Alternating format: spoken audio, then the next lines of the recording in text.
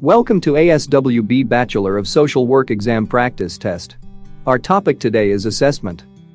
Use the link in the description to download the app on the App Store for free practice tests. Number 1. Which of the following does the biological component of a biopsychosocial assessment assess? A. Client's family history of medical illnesses. B. Client's present psychiatric illness or symptoms. C. Client's spiritual beliefs and cultural traditions. D. Client's mental status.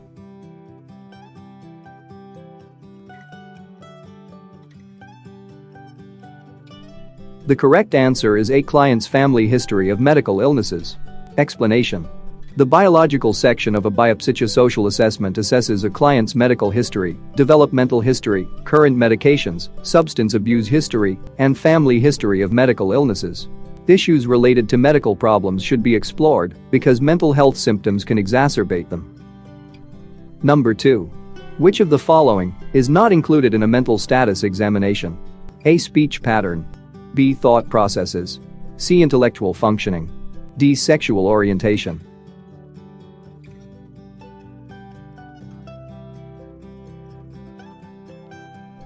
The correct answer is D. Sexual orientation. Explanation. A mental status examination is a necessary part of any client assessment, no matter what the presenting problem. It should be documented in the record either in list form or in narrative form. The following client functions should be included: appearance, orientation, speech pattern, affect or mood, impulsive or potential for harm, judgment or insight, thought processes or reality testing, intellectual functioning or memory. Number 3. Which of the following will not impact the ways in which clients experience chronic illness or disability? A. Personal characteristics. B. Socioeconomic status. C. Spiritual beliefs. D. Environment.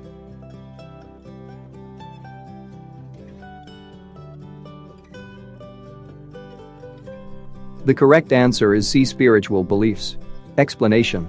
The ways in which clients experience chronic illness or disability are influenced by numerous factors including personal characteristics such as gender, race, age, coping style, past experience, social and family support, socioeconomic status, culture, environment, including physical, social, and political activities, restrictions on those related to daily living, work, school, social, and personal goals. Number 4. Which organ system distributes fluids and nutrients in the body and drains excess fluids and protein so that tissues do not swell? A. Nervous system.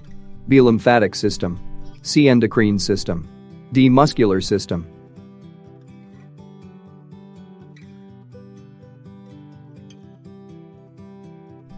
The correct answer is B. Lymphatic system. Explanation. The lymphatic system is also a defense system for the body. It filters out organisms that cause disease, produces white blood cells, and generates disease-fighting antibodies. It also distributes fluids and nutrients in the body and drains excess fluids and protein so that tissues do not swell. Number 5. What is the purpose of the Stanford-Binet intelligence scale? A. To assess the presence and degree of depression in adolescents and adults. B. To assess perceptual reactions and other psychological functioning. C. To classify individuals along 4 theoretically independent dimensions. D. To test cognitive abilities.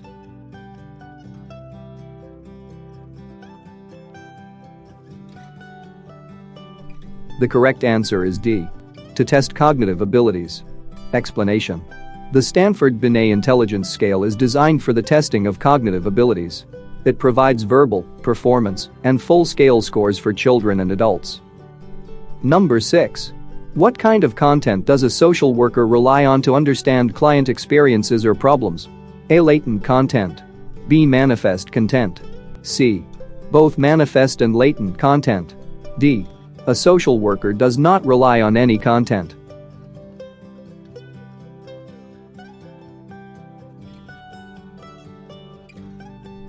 The correct answer is C. Both manifest and latent content. Explanation.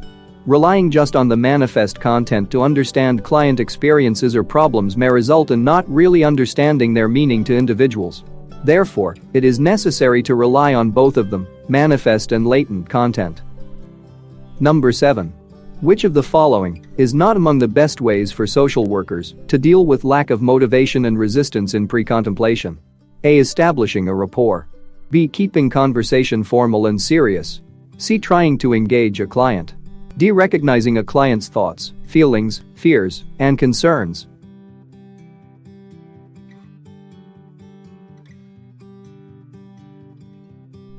The correct answer is B. Keeping conversation formal and serious. Explanation.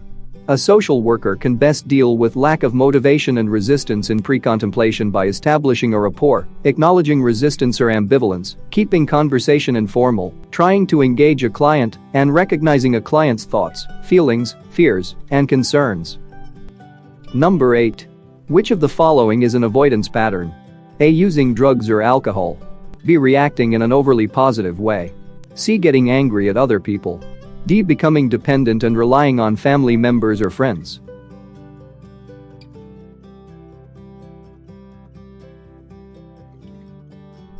The correct answer is A. Using drugs or alcohol. Explanation.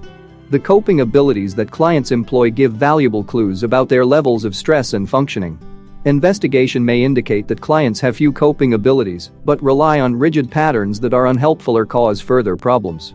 Some clients follow an avoidance pattern by immersing themselves in work, withdrawing, or using drugs or alcohol.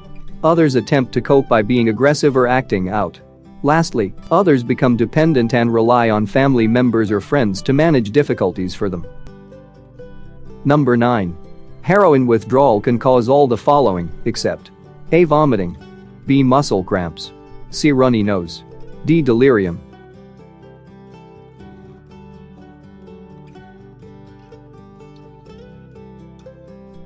The correct answer is C. Runny nose. Explanation. Heroin withdrawal can cause vomiting, muscle cramps, convulsions, and delirium. With the continued use of substances that are physically addictive, tolerance develops, that is, constantly increasing amounts of the drug are needed to duplicate the initial effect.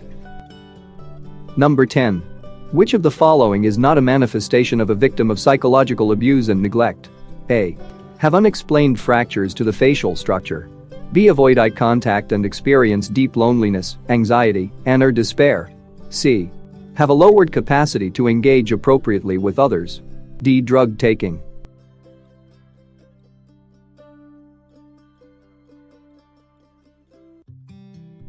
The correct answer is A. Have unexplained fractures to the facial structure. Explanation. Those who are victims of psychological abuse and neglect often avoid eye contact and experience deep loneliness, anxiety, and or despair, have a flat and superficial way of relating, with little empathy toward others, have a lowered capacity to engage appropriately with others, engage in bullying, disruptive, or aggressive behaviors toward others, engage in self-harming and or self-destructive behaviors, for example cutting, physical aggression, reckless behavior, showing a disregard for self and safety, drug taking. Thanks for watching. Don't forget to like, share and subscribe to our channel for updated videos every week.